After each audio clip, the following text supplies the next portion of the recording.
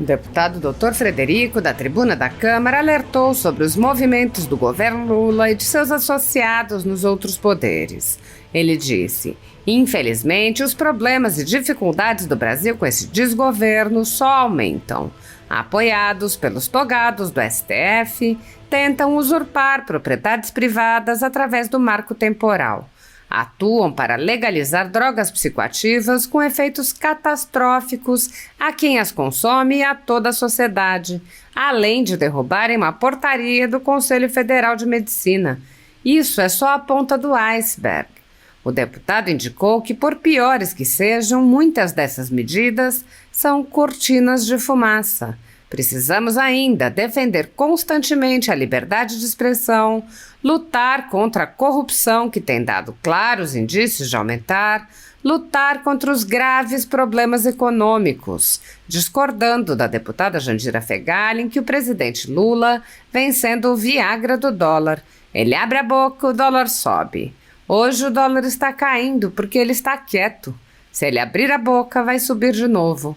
E isso já está documentado até pela Rede Globo. Dr. Frederico expôs as dificuldades dos parlamentares da oposição e mostrou que eles estão sendo excluídos de decisões fundamentais. Ele disse: esta semana nós começamos a batalha da regulamentação da reforma que está criando o maior imposto do mundo. Isso é muito difícil, porque essa reforma está sendo feita com poucos parlamentares, num grupo de trabalho que nem existe no regimento interno, ligados a alguns partidos ao governo. Esse trabalho está sendo feito sem audiência pública, sem reuniões, sem comissões, atropelado, porque eles estão com medo do resultado.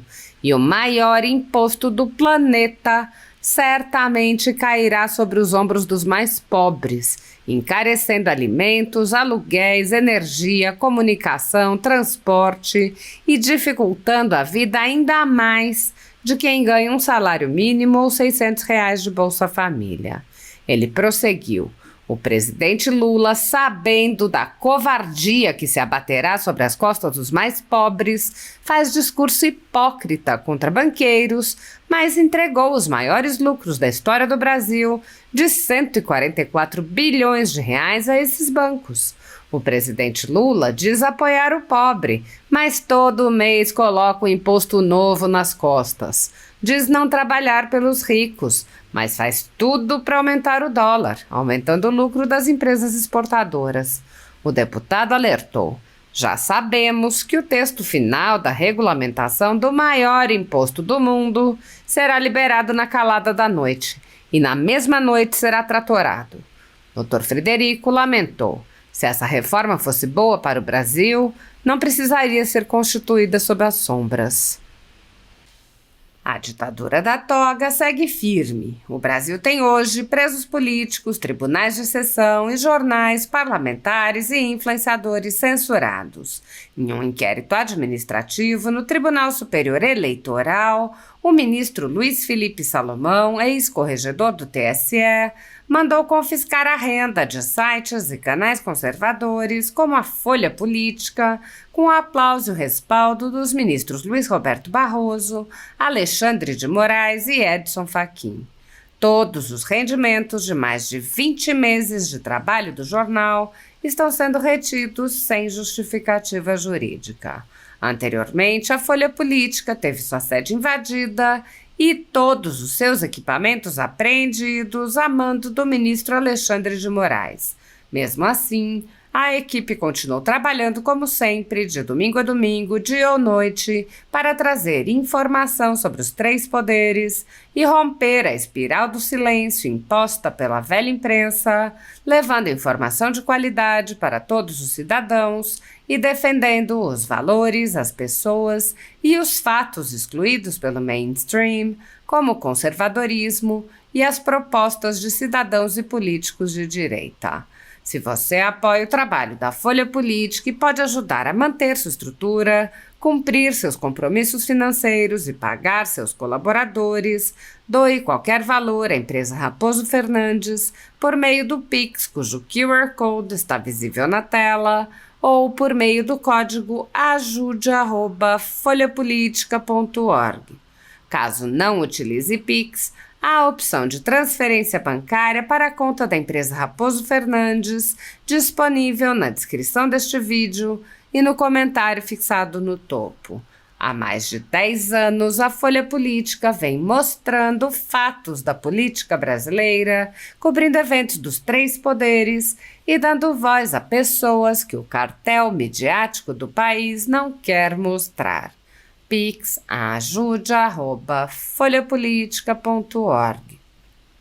Assista. Muito obrigado, senhor presidente, nobres colegas parlamentares, povo brasileiro.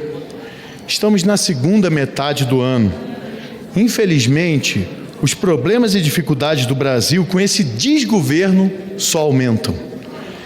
Apoiados pelos togados do STF, tentam usurpar propriedades privadas através do marco temporal.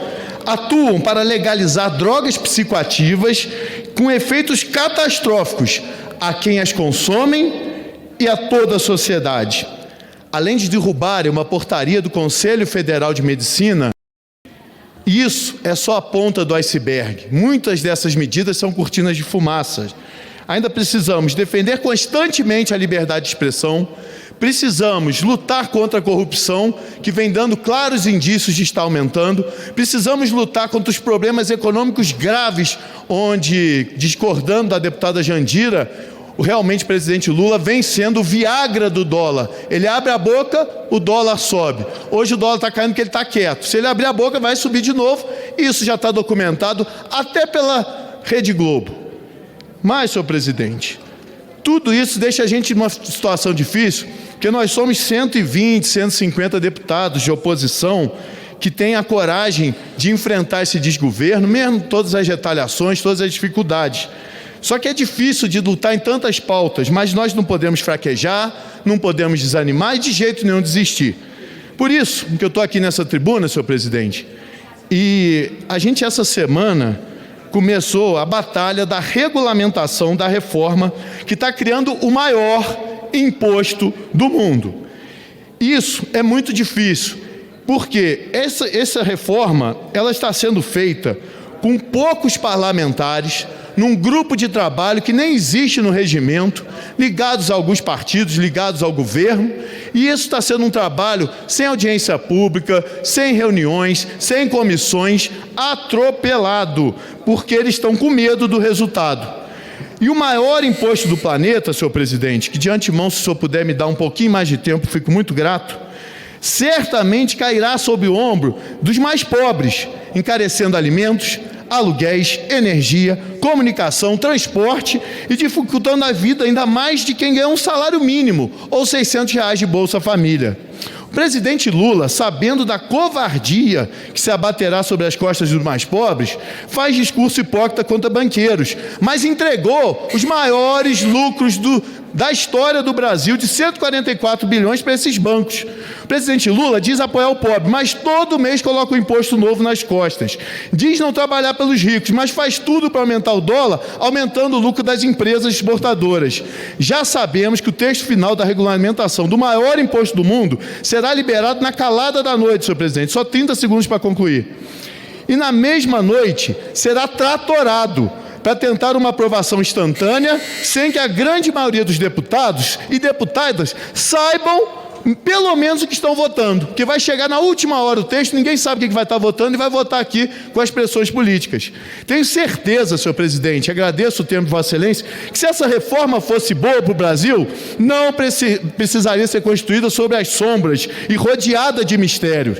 Por isso lutarei contra esse absurdo, que vai colocar em xeque o futuro de todos os brasileiros, e convoco os nobres pares para preservar. Obrigado, presidente. Muito obrigado, senhor presidente. Senhor presidente, tem uma dupla sertaneja muito conhecida no Brasil, César Menotti e Fabiano, ele tem uma música que diz, não era eu. Essa música, eu penso que poderia ser bem aplicada para o presidente da República, porque nada do que aconteceu nesse país até hoje que não fosse positivo é de responsabilidade dele, apesar de já ter passado 3 mandatos aqui. Eu faço essa fala porque quero fazer o contraponto aqui ao que estão apregoando. Veja que desde o início do governo não assumiu nenhuma responsabilidade. Todas as responsabilidades foram jogadas para o Bolsonaro. Cortina de fumaça uma atrás da outra. Já na transição, ele mostrou a que veio. Exigiu dessa casa e acabou sendo aprovada aqui a chamada PEC da transição, que na verdade era a PEC da gastança. Logo em seguida, acabou com o teto de gastos e colocou-se aí o chamado arcabouço fiscal, que até agora já demonstrou que não vai cumprir. Então, esse aumento do dólar é um conjunto, é resultado do conjunto da obra, das falas do Lula junto com a sua atitude no governo.